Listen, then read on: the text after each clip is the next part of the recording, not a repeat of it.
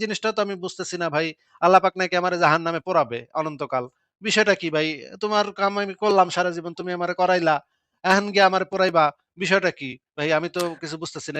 এটারে কিভাবে ইনসাফ বলে একটু বুঝান তো ভাই? এই হাদিসের এই কথা অনুযায়ী তো তাহলে অনেক কিছু কনফ্লিক্ট করতেছে। তাহলে মানে বিষয়টা কি দাঁড়ালো? মানুষের কি কোনো আমলের মানুষের নামাজ কালামের এই যে তাহলে মানে ভ্যালু থাকলো কই তাইলে? আচ্ছা, আমি তাহলে আপনাকে এই ভ্যালু তো থাকলোই না। অবশ্যই ভ্যালু থাকলো না। আমি আপনাকে তাহলে এই বিষয়ে একটা আ ভিডিও আছে আমার কাছে। ভিডিওটা আমরা একটু দুইজনই এই দেখি। এই দেখেন। হাদিস এই হাদিসের কথা অনুযায়ী কোন মুফতির কথা কি বলছে? এরকম কোন ভিডিও আছে? কোন ভালো?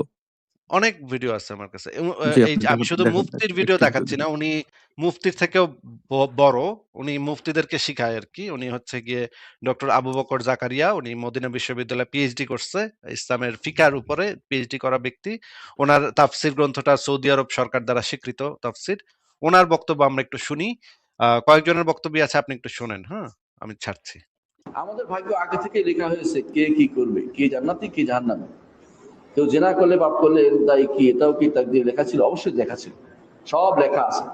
যারা বলে আমরা করব বলে আল্লাহ লিখছেন, ওরা মৃত্যু, ওরা কুফরি কথা বলছে। আমাদের উপর নির্ভর করে আল্লাহ কিছু লেখেন নাই। আল্লাহ স্বাধীনভাবে লিখেছেন, স্বাধীন সত্তা তিনি।